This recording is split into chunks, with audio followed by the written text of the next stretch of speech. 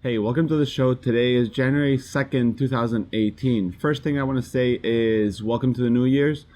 I've been wanting to do some videos for the end of 2017, beginning of 2018, but as you can see, I'm in a different setup. I'm in Miami right now. I know I'm wearing a fleece, but I'm halfway sick and the weather's changing. Got a cold front coming to South Florida, so it's cold in terms of Florida. So yeah. I just want to say thank you for everyone who watched during 2017. I have a bunch of stuff coming out in 2018. I'm not going to make a whole update video like everyone's doing. Honestly, I'm just going to work harder and more as much as possible, basically, considering I have family and a normal job and all that. But yeah, let's get to the news. There's a few news for these last 2 weeks. Sorry I didn't do one during Christmas. Same thing, busy with family. But yeah, first one we have is an update on the Film Lab app. Abe gave an update with all what happened during 2017, the birth and the progress of the Film Lab app. I've been really excited about it. I made a video on it. I interviewed him.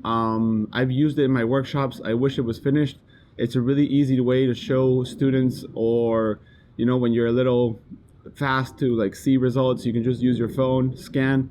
Very excited to see 2018 and version 1.0 come out, but so far January is going to be the version 0.3 for us, the Kickstarter backers, and I'll let you guys know. You can read more on the description. Also, we have updates from Intrepid 8x10. I know that I said on a previous video with him talking that all the cameras would be shipped by January, the end of January. It happens to be, it's shifted a little bit more, but that doesn't mean the cameras are not coming. They've already shipped the first batch. There's been a few issues. You can check a video from Catlabs, which I will try to link on the description if I remember. And those have been fixed. Of course, this is a cheaper grade 8x10 and you have to take it as it is. Cheap 8x10 beginner's camera, or a camera you don't mind taking out and maybe breaking or something. Very easy to fix. They give a lifetime guarantee to fixing your camera. Either you broke it or they broke it.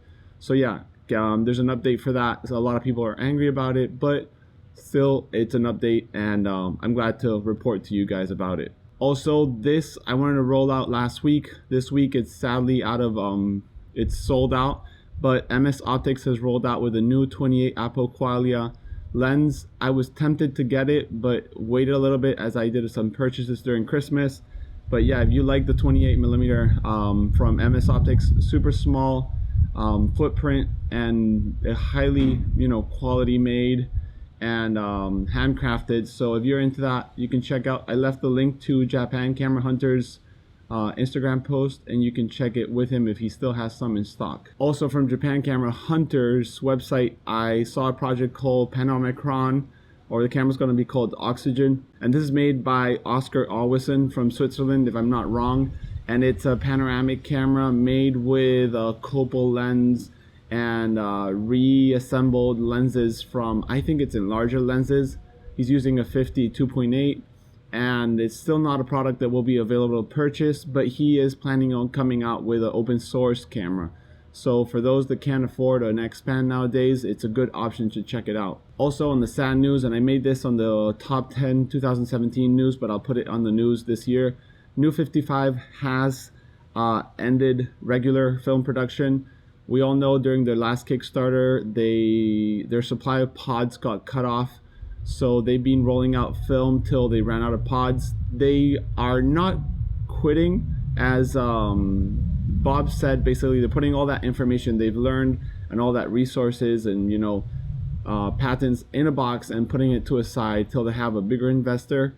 I don't think it's dead. I think all the film holders I bought from New 55, which I have over 10 of them, I was planning on doing some workshops in Spain with them, are going to be there on storage just in case, because I still have a feeling that it will be coming in 2018 or the future. Also from 4x5 cameras, we have the Chroma camera. I've talked about it here before, but it's coming to a release. Actually, he had on his website it would be released January 1st. Today's the 2nd, still not a release. I know that there's been an update through their email subscription, so I recommend you do that.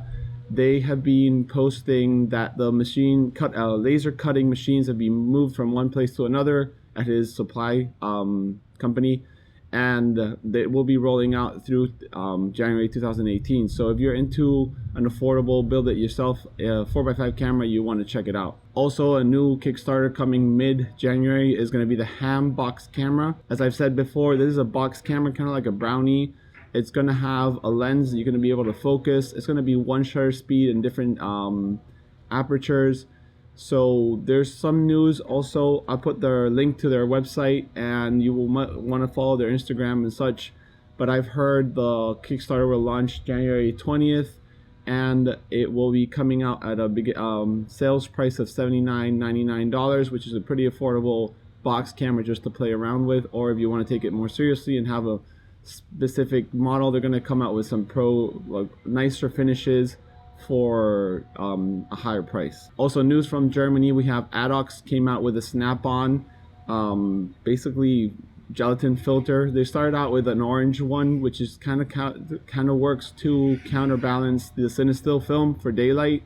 So if you're shooting cinestill film and you want to shoot daylight without, you know, that blue cast, you can get that Snap-on filter from Adox. They're going to be rolling out different color filters, and they're making this in their Ilford plant that they bought from the Swiss Ilford.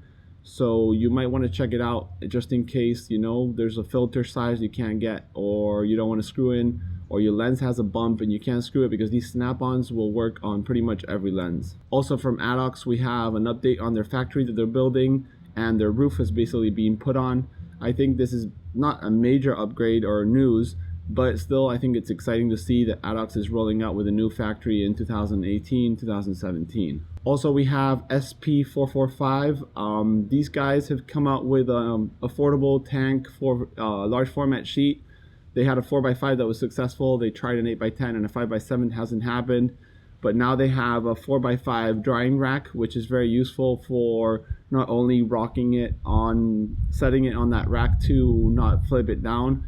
So also when you wash it and stuff, you can put your film to dry on that drying rack. So it's kind of like a 3D drying rack that's just specifically made for this. It's a Kickstarter, no, not Kickstarter, sorry, an Indiegogo campaign launched a few days back. It's a fixed goal, so they won't get the money if they don't make it. So if you're interested and you supported the SP445, I recommend you check it out. Also, news from Super 8. While we all wait for Kodak to release the Ektachrome, Phil Ferragnia to start with their slide film in Super 8, we have a Super 8 coming out of Fuji. Yes, Fujifilm.